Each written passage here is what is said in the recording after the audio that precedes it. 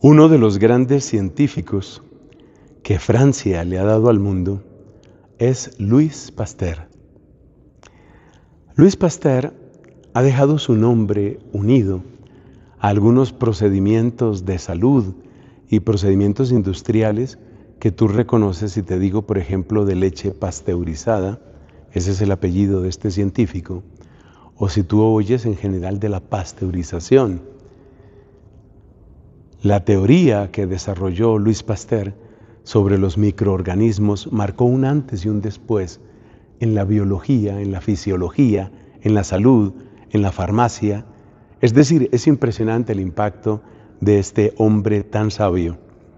Bueno, pero además de ser un hombre tan sabio, era un hombre muy creyente. Y hay una frase que se atribuye a Louis Pasteur que yo creo que viene muy bien con el Evangelio de hoy. Esa frase es: poca ciencia aleja de Dios, mucha ciencia te acerca a Él. Que esa frase la diga cualquier persona ya parece interesante, pero que lo diga un hombre que marcó tanto la historia de la ciencia, no solo en Francia, sino en el mundo, yo creo que tiene un impacto mayor.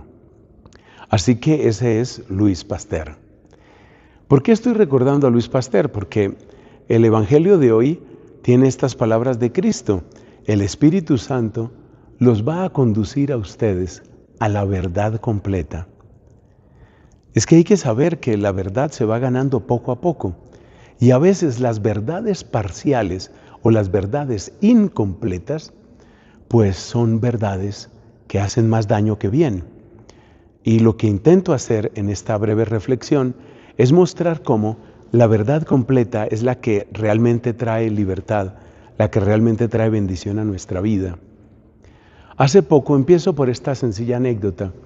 Hace poco, en un retiro espiritual, hablaba con una señora joven que siempre tuvo muchas dificultades con su padre. Muchas dificultades. Podemos decir que no se entendían bien y podemos decir que esta mujer cargaba una cantidad de heridas, recordando su infancia, recordando su adolescencia. Tal vez la queja más amarga que ella tenía era: cuando yo lo necesité, él no estaba. Esa es la queja más dolorosa que tenía aquella mujer. Y eso pues es cierto, eso es verdad, pero aquí viene el punto, es que esa no es toda la verdad, esa no es toda. Entonces ella vivió durante bastantes años, ya era pues una persona adulta cuando hablamos, vivió durante bastantes años con una idea. Y esa idea era, pues mi papá es un hombre indigno, mi papá realmente no ha sido un buen papá, y realmente tenía un señalamiento continuo. Y además, las cosas que ella decía sobre el papá eran ciertas, ella no se estaba inventando nada. Pero la pregunta es, ¿era todo lo que se podía y se debía decir? Ese es un tema diferente. A partir de algunas conversaciones, entiendo yo que con algunas tías, incluso con la misma mamá, de repente le entró curiosidad, bendita curiosidad, por una pregunta que nunca se había hecho. Y la pregunta fue: bueno, ¿y cuál fue la infancia de mi papá? ¿Cuál era el hogar de mi papá? Ella recordaba que de niña pues nunca había ido a la casa de los abuelos paternos. Eso no había existido para ella. Eso no había sido parte de su vida. Entonces, cuando ahora le viene esa pregunta, pues se pone a averiguar. ¿Y cómo averigua? Pues haciendo preguntas. Preguntando con esta tía, averiguando con vecinos del lugar. Finalmente logró como reconstruir un poco lo que había sido la vida del papá, el cual murió más bien a temprana edad. Y cuando murió el papá, pues ella todavía tenía el dedo acusador, ¿no?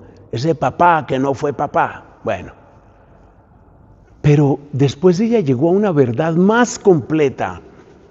Y esa verdad más completa es que descubrió que la infancia de su papá no había sido otra cosa sino golpes, ausencias, traumas, violencia. Eso no quita la verdad que ella ya conocía. Es decir, lo que ella sabía de su papá, que había sido una persona muy ausente, muy rigorista, que siempre la trató como que nada era suficiente, todo eso es verdad, pero eso no es toda la verdad. Le faltaba saber que ese hombre que venía de un pequeño infierno, o yo no sé si llamarlo un infierno entero, ese hombre que venía de ahí, luchó durante toda su vida, se quedó corto, pero luchó durante toda su vida por ofrecer algo mejor.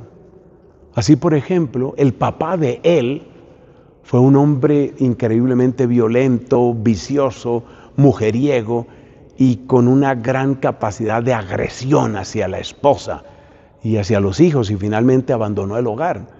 Y este hombre que venía de ese pésimo ejemplo se hizo el propósito de que él no iba a ser mujeriego, y se hizo el propósito de que él por ningún motivo iba a abandonar el hogar. Y claro que se quedó corto en muchas cosas. Claro que fue deficiente en muchas cosas. Aquí no lo estamos canonizando. Pero fíjate cómo le cambió la vida a esta mujer, porque entonces ella se dio cuenta que había una verdad que ella desconocía. Y esa verdad le dio una palabra que es clave, es la palabra perspectiva.